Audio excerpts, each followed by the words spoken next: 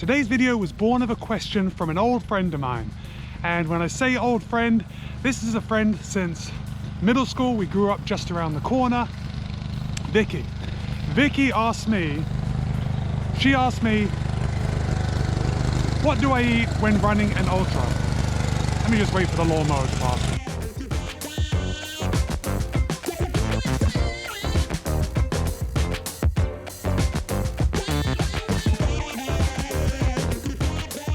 So Vicky sent me a message, what do I eat when running an ultra? So of course I'm like, what ultra are you doing? This is super exciting.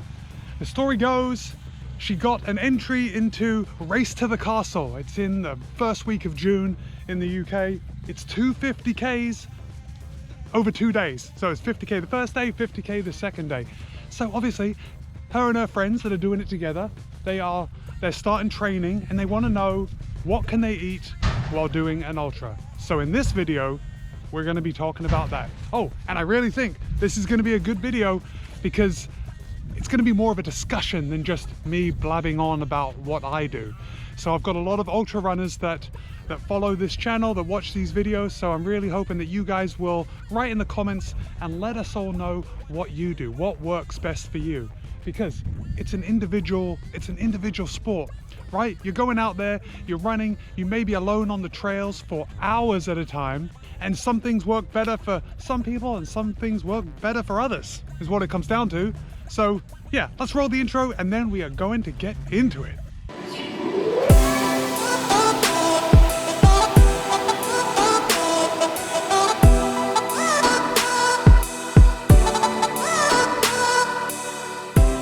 First things first, before we get started, we have to talk about the main thing. Before we decide what we're going to eat during an ultra marathon, we have to find out what works.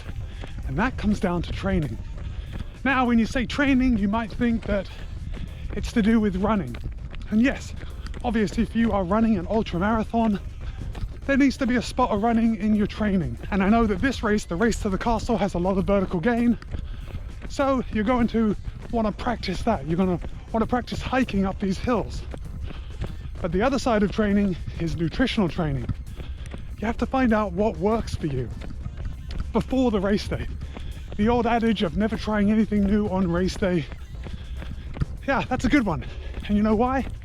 Because eating the wrong food, or not the wrong food, but eating a food that doesn't agree with you, man, that can ruin your day. That can turn a good race into a DNF.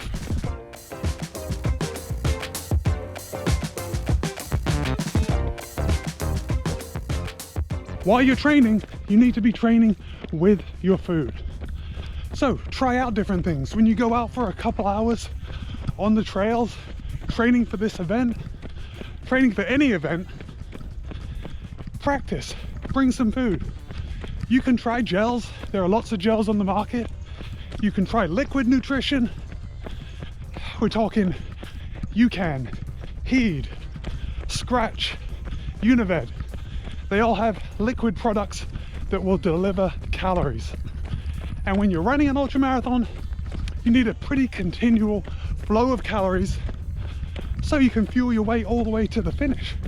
This is a big difference between the effort that goes into a 50K, a 50 mile, a 100 mile trail race, and really going all out on a half marathon or a marathon. With a half marathon or marathon, your heart rate is a lot higher than what it's going to be when you're racing for hours and hours at a time during an ultra. Because of that, you can't eat solid food.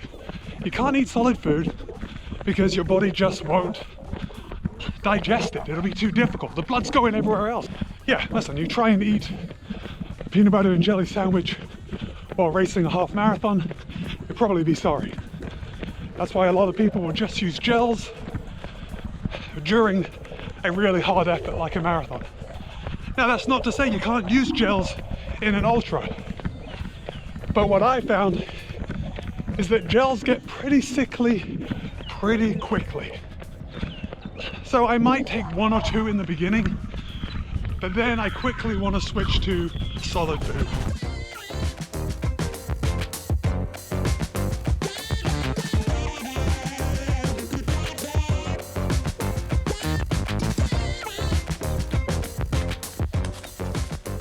right, let's talk about being self-sufficient for just a minute. I don't want you to rely on the aid stations. That is a recipe for disaster because you never know how your race is going to go, so you need to prepare ahead of time. And this comes back to training. When you're in training, you're going to be trying different foods. You're going to be finding out what works for you.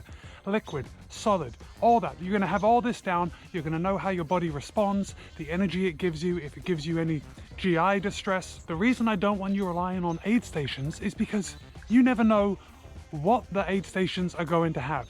So you can probably look up on the race website and see the type of food that aid stations are going to have. A lot of the times ultras are like, hey, you know that the garden scene in Charlie and the Chocolate Factory? You know, where they walk into the garden and all of a sudden everything is candy, they're cracking open flowers and pouring M&Ms into their mouth. That is kind of like an ultra aid station, just scaled down a bit from the film. Okay, so you never know what they're gonna have, and moreover, if you do know what they're gonna have, you don't know if it's gonna sit right with you or even if you're gonna feel like eating it. So always be self-sufficient.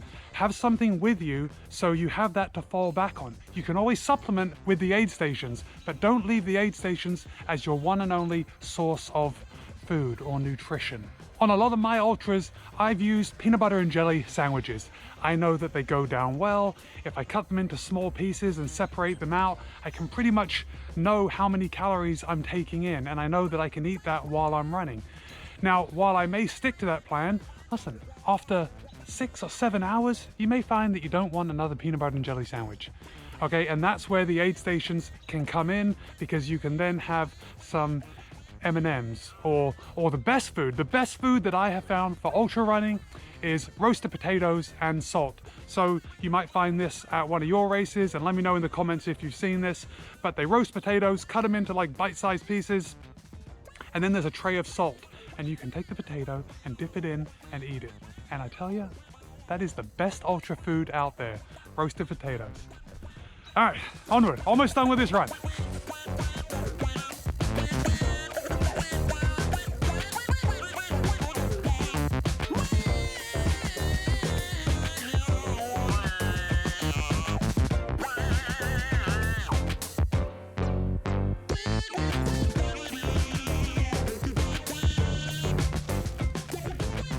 Hi guys, great run. Oh boy, it is steamy. 81 degrees Fahrenheit, 27 degrees Celsius.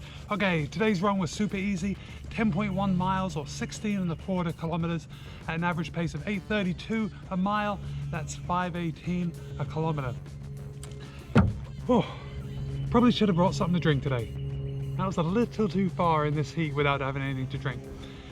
All right, but that brings me back to what we were talking about. Preparation. There were no aid stations out on my run today, and yeah, I missed out. Oh well, let's get inside. I'm gonna get cleaned up. We're gonna keep talking about eating and ultra running. Just a couple more things, people, just a couple more things about eating and ultra running. Okay, so listen, this may be your first ultra. Vicky, I know this is going to be yours. I want you to think about getting a running vest. Now, this is what I use. It's by Solomon. It's linked in the description below. You don't have to go with this. There are loads out there, but I think you should really try several before you actually settle on one, because they do all fit a bit different, although Solomon seems to work pretty well for everyone. I haven't found anyone that doesn't like them. This is where we're gonna keep all our food. I have a 1.5 bladder in the back, and there's a hose that comes over my shoulder. I can drink from that. I've got 2 soft flasks up front, although I usually leave one out, and I keep my phone or the GoPro in the pocket in the front. There's lots of pockets in the back that you can keep all your snacks, your bars, peanut butter and jelly sandwiches, whatever you want. That is something to think about. I know this video has been going on, we're getting to that 9-10 minute mark. I got one final thought.